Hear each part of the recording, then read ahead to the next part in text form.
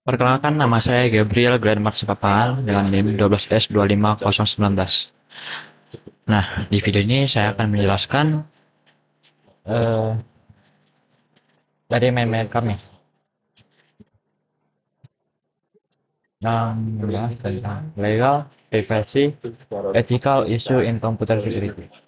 Nah, sebelum kita membahas tentang isu privasi, isu etika, kebijakan komputer, dan keamanan, kita harus memiliki fondasi. Dan juga kita harus memahami isu legal tentang hukum. Nah, ini kita harus memiliki fondasi juga. Motivasi mempelajari isu legal. Hmm. So, mencegah dan menyelesaikan masalah di berbagai pihak, terutama di dunia digital.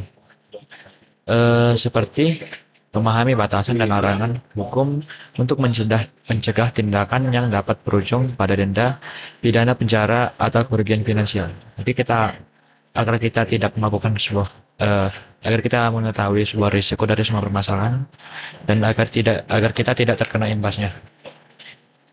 Lanjut, perlindungan kekayaan intelektual. Jadi seperti melindungi hak cipta atau merek dagang atas hasil karya atau inovasi. Nah, untuk contohnya seperti Les Copacue Production mengklaim bahwa hak cipta dari video streaming Winda Basudara yang digunakan game Upin Ipin karena adanya musik latar game tersebut yang sudah terdaftar di hak ciptanya. Atau contoh yang sederhananya seperti eh,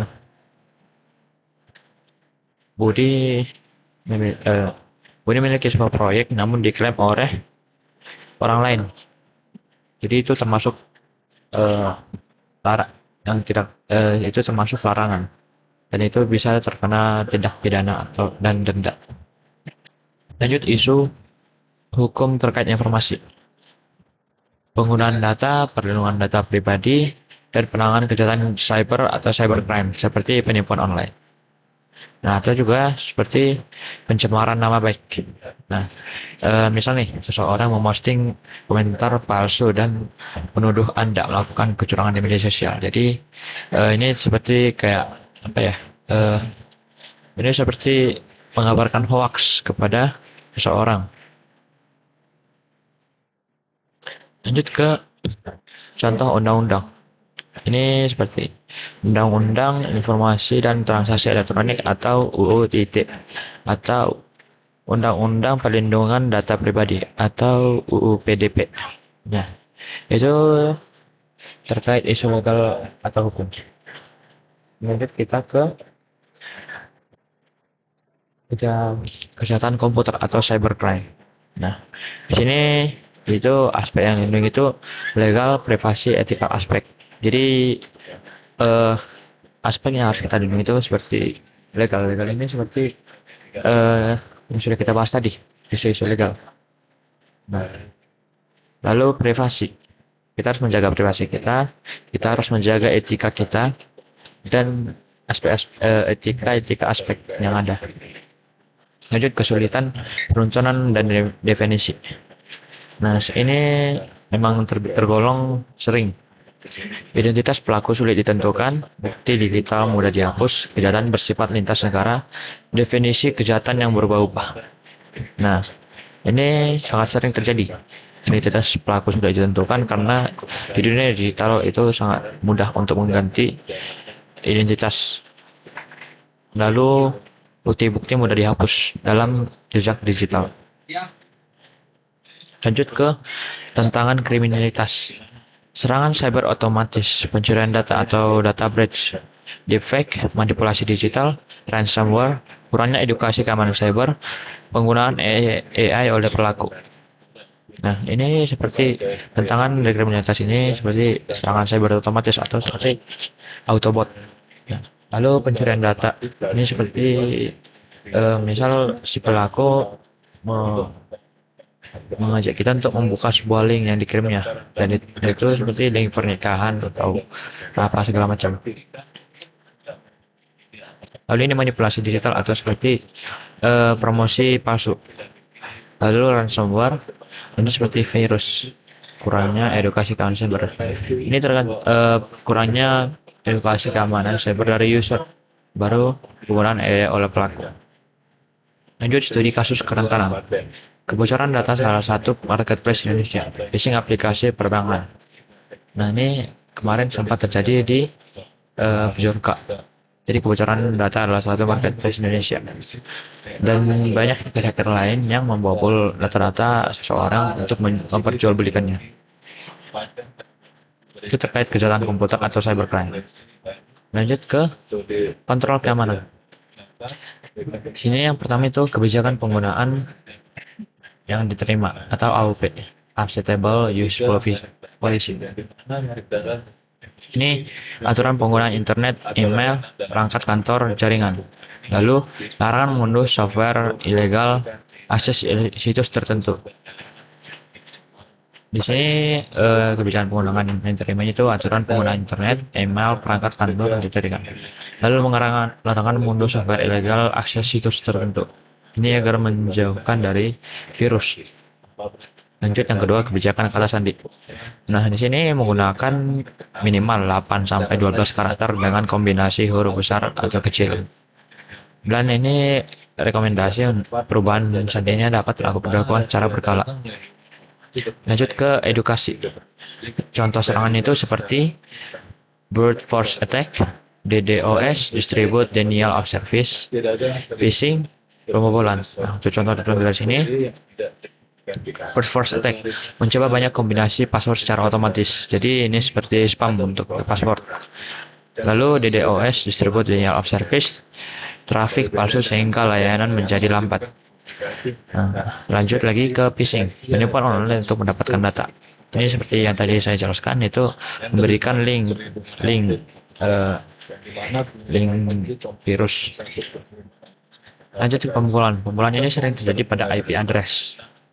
Nah, baru paduan keamanan itu memahami ancaman, menerapkan kebijakan, dan melatih pengguna. Lanjut lagi ke analisis resiko. Mengidentifikasi aset penting. Itu ada data pelanggan dan server. Jadi ini termasuk aset-aset yang penting dan paling utama.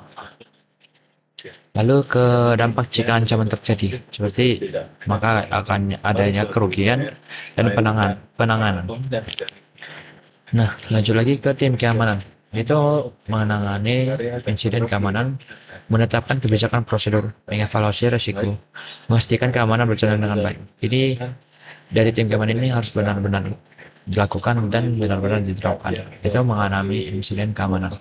Jika ada insiden keamanan, maka harus mengevaluasi risiko atau mengevaluasi jika terjadi insiden keamanan itu. Tim keamanan harus siap siaga untuk mengembalikan sebuah server atau hal yang sudah diretas, lalu menetapkan kebijakan prosedur, lalu mengevaluasi risiko sebelum dari tim keamanan ini harus mengevaluasi risiko yang terjadi jika ada terjadi sesuatu yang tidak diinginkan. Lalu memastikan keamanan dengan berjalan dengan baik. Jadi ini harus dilakukan secara berkala. Lanjut ke isu privasi. Nah, isu privasi ini ada 3. Ancaman privasi. Ancaman privasi itu ada berbagai jenis, seperti pencucian data, tracking tanpa izin, spyware, penyalahgunaan. Lalu kedua, kontrol dan perlindungan privasi. Ini kebijakan privasi, hak penggunaan, keamanan data, regulasi resmi. Jadi seperti misal dari Xiaomi untuk memiliki kebijakan privasi mereka, lalu hak penggunaan dari user, keamanan data, dan regulasi resmi. Dan itu juga dapat kita cek dalam spesifik HP itu sendiri. Lalu kriptografi dan hukum. Enkripsi, hashing, tanda tangan, aturan hukum. Jadi sini dari hukum yang sudah saya jelaskan tadi di sini, isu legal. Dan itu seperti enkripsi, hashing, tanda tangan, aturan hukum. Jadi jika kita ingin menetapkan sebuah hukum dalam perusahaan kita, misal nih perusahaan kita harus memiliki kita membuat aturan hukum, tanda tangan, hashing, dan enkripsinya. Lanjut ke isu etika. Nah, konsep etika. Hukum tidak sama dengan etika. Prinsip etika tidak universal. Legal atau tidaknya tergantung pada daerah budaya masing-masing. Jadi legal atau tidaknya itu jadi opsional untuk daerah masing-masing. Isu etika software. Tanggung jawab developer ketika software membuat etika software atau membuat software yang aman dan tidak merugikan pengguna. Jadi developer harus memiliki hukum juga. Jadi developer harus memastikan bahwa software yang mereka buat itu aman dan tidak merugikan si user. Lanjut, pelaporan kerentanan dan yang bertanggung jawab.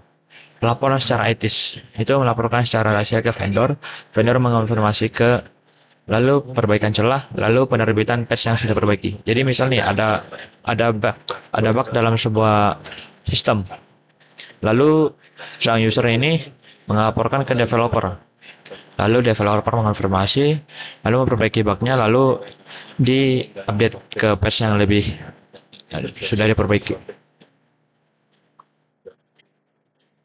Lanjut ke rekayasa sosial atau social engineering. Manipulasi psikologis seperti phishing, pretexting, baiting. Phishing ini seperti penipuan online yang berupaya untuk mencuri informasi sensitif seperti kata sandi, nomor kartu kredit, atau data pribadi dengan cara menyamar sebagai pihak terpercaya melalui email, pesan teks, atau situs web palsu. Lanjut ke pretexting, adalah teknik rekayasa sosial yang dimana penipu menciptakan skenario atau cerita palsu atau pretext untuk memanipulasi korban agar membocorkan informasi rahasia atau memberikan akses tanpa izin. Penyerang seringkali menyamar sebagai orang terpercaya seperti kolega, karyawan bank, atau petugas resmi untuk membangun kredibilitas dan memanfaatkan kepercayaan orang lain. Ini seperti misal tiba-tiba ada orang kita kenal itu ngechat kita, dan si yang ngechat kita ini sudah mengumpulkan data-data orang yang kita kenal itu. Lalu dia meminta sebuah uang, lalu karena kita percaya, kita mengirimkan uang tersebut. Padahal yang ngechat kita itu bukan orang yang kita kenal. Nah, lanjut ke baiting. Baiting ini seperti metode rekayasa sosial yang menggunakan umpan berupa janji atau godaan palsu untuk memancing korban agar melakukan sesuatu yang merugikan keamanan mereka, seperti mengunduh malware atau mengungkapkan informasi sensitif. Metode ini memanfaatkan rasa ingin tahu mereka, keserakaan korban untuk menipu mereka secara daring maupun luring. Nah, saya pernah mengalami seperti ini. Dia mengirimkan sebuah aplikasi untuk dia meminta untuk membantu mengerjakan pojokannya. Nah, saya karena berinisiatif, saya mengunduh, lalu membuka aplikasi tersebut. Nah, tiba-tiba akun game saya hilang dan kena retas oleh si pelaku. Nah, dari situ saya belajar bahwa menggunakan aplikasi juga sudah memancing saya untuk melakukan hal yang merugikan terhadap keamanan saya. Lalu di sini mendapatkan informasi dan akses yang tidak seharusnya didapatkan. Jadi dari semua bagian tadi, manipulasi psikologis. Jadi mereka mendapatkan informasi dan akses yang tidak seharusnya didapatkan. Lanjut, etik profesional. IEEE atau Institute of Electrical and Electronics Engineering. Integritas tanggung jawab publik. Lalu ada ACM, Association for Computing Machinery, menghindari bahaya, menghormati privasi, jujur. Lanjut, Computer Ethics Institute. Dengan paduan seperti 10 Commandments of Computer Ethics, jangan mencuri data, jangan mengintip file orang lain, gunakan komputer Anda secara bertanggung jawab. Nah, dari main-main yang sudah dijelaskan itu tentang legal, privasi, dan ethical issue in computer security, ada 5 bagian, dan saya sudah menjelaskan dan ada sub poin-poinnya juga. Lalu dari sub poin juga saya sudah menjelaskannya dan memberikan contoh-contoh dari semua subbabnya. Nah, sekian penjelasan dari saya izin pamit. Terima kasih.